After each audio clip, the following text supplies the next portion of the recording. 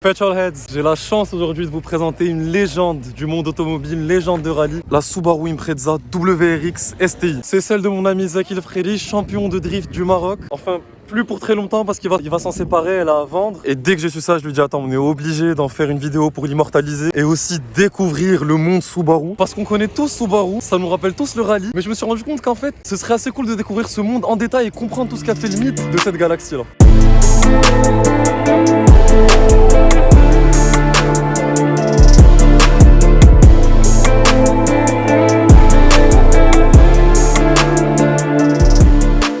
Qu'est-ce qu'on a devant nous déjà? Troisième génération de l'Impreza WRX STI qui a été dévoilée au salon de Tokyo en 2007. Et pour vous remettre dans le contexte, c'était un grand move de la part de Subaru d'avoir dévoilé une Impreza qui était en hatchback, en 5 portes et non plus en sedan comme on avait l'habitude de la connaître. Du coup aujourd'hui c'est une voiture qui est assez appréciée par les petrolheads, mais à sa sortie pas trop. En plus celle-ci avait été dévoilée dans une configuration qui s'éloigne de la fameuse configuration bleue et dorée. Parce que oui, si je vous dis Subaru, vous pensez instantanément à une peinture bleue et des jantes dorées. D'ailleurs, ce thème bleu et doré, d'où il vient? Ça va être le moment pour nous d'attaquer le petit moment explication. Pour vous expliquer ça, il faut déjà vous expliquer d'où vient Subaru. Qu'est-ce que signifie Subaru? Alors Subaru, c'est pour super bagnole rugissante. Je me suis super retenu de pas faire cette blague, mais je me devais de faire ce gros clin d'œil au garage des blogs, c'est leur blague à eux, qui est dans leur épisode du T5M sur la Subaru Impreza, que j'ai bien sûr regardé et re-regardé pour vous dégoter des informations super intéressantes sur la voiture. Du coup, gros big up à eux, je suis un très grand fan. Et pour être plus sérieux, Subaru, c'est tout simplement le nom d'une pléiade. Qu'est-ce qu'une pléiade? C'est un amas d'étoiles dans la constellation du Taureau. Ça part pas en cours d'astrologie, mais grosso modo, dans cet amas d'étoiles, il y en a 6 qui sont visibles à l'œil nu. Et c'est ce qu'on appelle Subaru. D'ailleurs, on retrouve 6 étoiles sur le logo de la marque, c'est pour ça qu'il y en a 6. Ensuite, pour comprendre pourquoi la configuration bleue est bleue, il faut savoir que dans les années 80, Subaru a voulu construire son image de marque en misant sur le rallye. Et c'est par là qu'on a vu l'Impreza. Les voitures de rallye Subaru étaient préparées par ProDrive. Qu'est-ce que ProDrive rapidement? C'est un préparateur anglais spécialiste en course automobile qui tout simplement a préparé toutes les Subaru de rallye, mais aussi les Aston Martin et les Ferrari d'endurance. On va parler de ça juste après. On y est presque. Il reste encore 2 initiales à décortiquer. Le premier c'est WRX pour World Rally Expérimental. Est-ce que le Paris Rallye a marché? Grand oui, parce qu'ils ont fait champion du monde constructeur en 95, 96 et 97. Et ce sigle STI là qu'on retrouve un peu partout, c'était pour Subaru Tecnica International. On va en venir du coup à cette fameuse configuration bleue et dorée. C'est tout simplement à la base une histoire de sponsor. Un des plus gros sponsors de Subaru en WRC, c'était State Express, dont les paquets de cigarettes étaient bleus et dorés avec l'inscription 555. D'où la configuration mythique que tout le monde a gardé en tête pour Subaru, jusqu'au point où quand le contrat s'est terminé, ils ont gardé la livrée bleue à jantes dorées. Maintenant que la contextualisation est faite et que les présentations ont été faites en détail, qu'est-ce que vous pensez vous de l'Impreza WRX STI? Quels sont vos a priori que vous avez sur la voiture? Quelle est votre expérience avec la voiture? Je suis super curieux de lire ça en commentaire parce que perso je savais que c'était une reine de rallye, mais je sais pas du tout à quoi m'en tenir quand on va passer derrière le volant tout de suite. Autre fun fact à savoir sur cette voiture avant qu'on passe au volant tout de suite, c'est qu'il y a une édition ultra spéciale qui existe de cette Impreza là, l'Impreza Club parce que la hatchback était appelée Club. Il y a tout simplement Cosworth qui en ont pris 75 et qui ont fait une prépa du turfu. Elle sortait de 360 chevaux à peu près si je me souviens bien. 0 à 100, 3 secondes 7, c'est énorme pour une voiture comme ça. C'est des performances de M4 compétition G82 que je vous ai testé juste avant. Petite auto-promo sans aucune pression, je vous laisse le lien si vous voulez voir la vidéo. Et il y en avait 75 exemplaires, c'est la CS400. Mais nous en fait, je sais pas si vous avez conscience, mais on a la chance d'avoir un exemplaire d'Impreza WRX STI super rare aussi parce que sous le capot, on a un moteur assez spécial puisque c'est le 2 litres qui était réservé au marché japonais uniquement et qui est un peu le moteur OG chez Subaru, c'est le J207.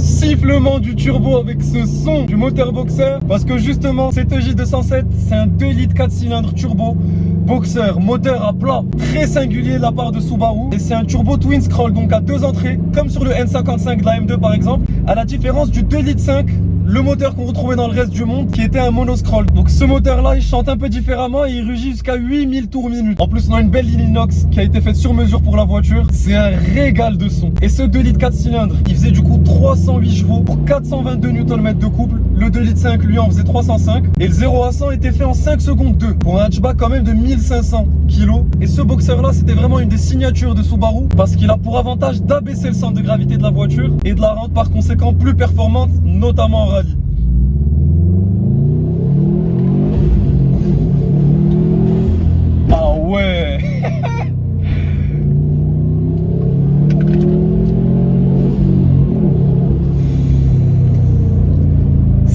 très spéciale, vraiment différente de ce que j'ai pu conduire avant. Pourquoi je pense que je ressens ça? Parce que déjà on a une transmission intégrale, l'autre ingrédient qui a fait un peu la fame de Subaru, parce que qui dit rallye dit transmission intégrale.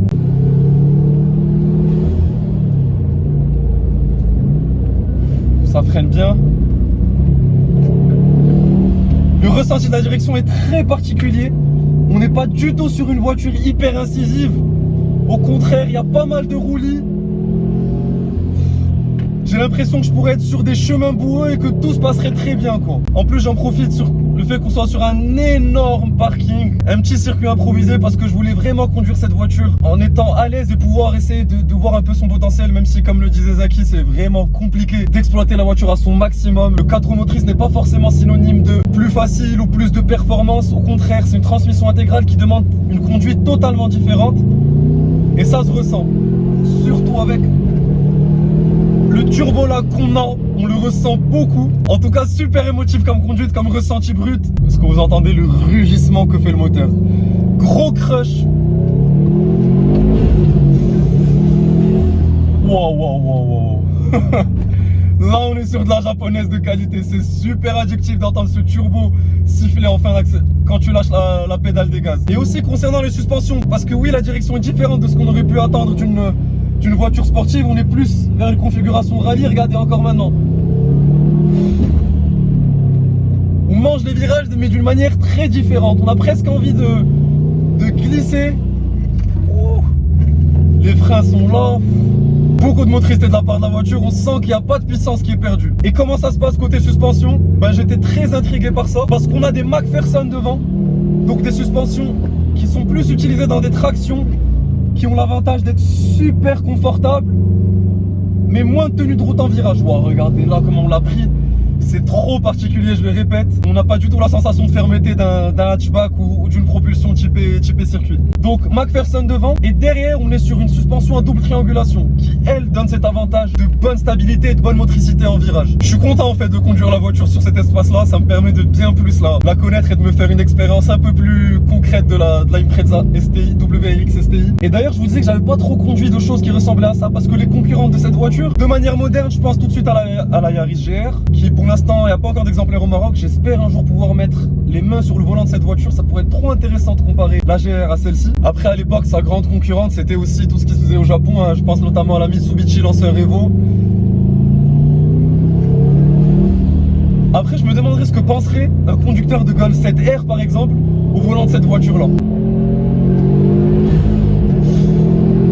Et là ça pousse pas mal quand même, hein. Vraiment il y a pas mal de couple. Les 420 Nm c'est quelque chose. J'en profite aussi pour vous parler d'un autre truc que j'ai trouvé trop cool dans cette voiture. C'est le Subaru Intelligent Drive. 3 modes de conduite, mode dit intelligent, sport et sport sharp. J'aime bien comment on voit la philosophie japonaise dans ces modes de conduite là. C'est pas normal ou adaptatif, c'est intelligent, sport et sport sharp. Précision comme on aime. Et regardez avec cette ligne droite devant nous, rien que pour nous.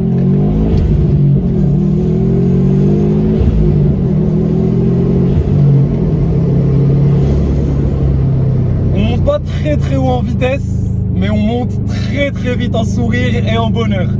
Je peux vous dire que l'adrénaline, tu la ressens très vite.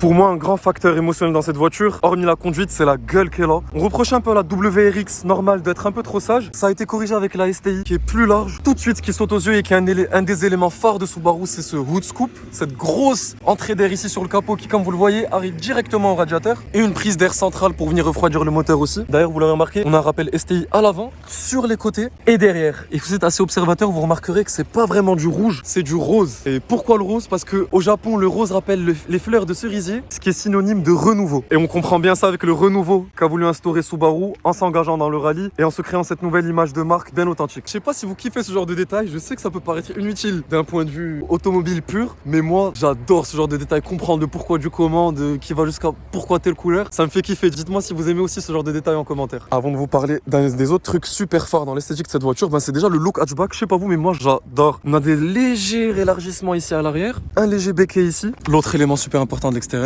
c'est les jantes, les fameuses jantes dorées. En plus, celle-ci, c'est des Pro Drive, donc qui étaient proposées par le préparateur des voitures Subaru en glitter gold. Glitter Gold. Gros étrier de frein en noir. En vrai, le freinage pourrait être bien mieux sur la voiture, d'ailleurs, ça me rappelle ça. Les phares en blanc, j'adore, le rappel STI. Et surtout, la grosse nouveauté qu'il y avait, c'est ces 4 sorties énormes. En plus, sur cet exemplaire-là particulier, l'échappement a été changé, donc on a vraiment des gros embouts que je vais vous faire écouter tout de suite. Juste avant, je vous montre l'intérieur, qui était une vraie montée en gamme en termes de confort sur l'Impreza, mais on a surtout les sièges bac et Recaro en option, le rappel STI, un beau volant à 3 branches, boîte méca 6, un autre rappel STI en rose ici. Et là, il y a tout ce qui est contrôle, comme je vous ai expliqué derrière le volant. Allez, je vous fais écouter ça tout de suite.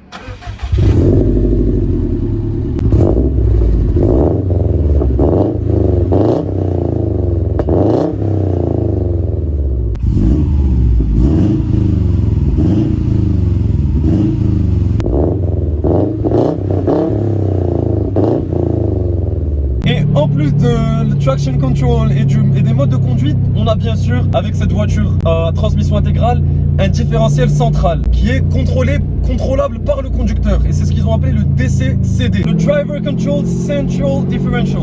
Et en fait, il y a plusieurs modes de contrôle de ce différentiel-là que j'avais un peu du mal à comprendre, mais Xaki m'a expliqué. Tu as un mode automatique ou un mode manuel, c'est-à-dire que c'est toi qui choisis la répartition de la transmission. Là, je suis en mode automatique, moins, ce qui veut dire que c'est la voiture, c'est l'ordinateur qui va décider de la répartition de la transmission. Et le petit moins veut dire qu'on est plus vers le côté sportif, donc plus propulsion. Si je me mets en mode manuel, là j'ai ma petite mallette, j'ai du moins vers le plus. Quand je suis le plus au moins, je suis surtout en propulsion, il n'y a quasiment pas d'aide. Et en fait, plus on monte et plus la répartition s'équilibre entre le train avant et le train arrière. Et là, quand je suis au maximum, j'ai le lock qui s'affiche, ce qui veut dire qu'on est à 50-50. Qu'est-ce que vous pensez, Petrolhead, de cette Impreza WRX STI? Pour l'instant, des infos que je vous partage. On en a tous déjà entendu parler, mais c'est difficile de se rendre compte de ce que ça vaut concrètement derrière le volant. Et regardez là, je suis en full lock. Et wow, c'est trop bizarre comment on se place sur les virages. Je vais me remettre en mode auto, moins, comme m'a dit Zaki. On est en Sport Sharp depuis tout à l'heure.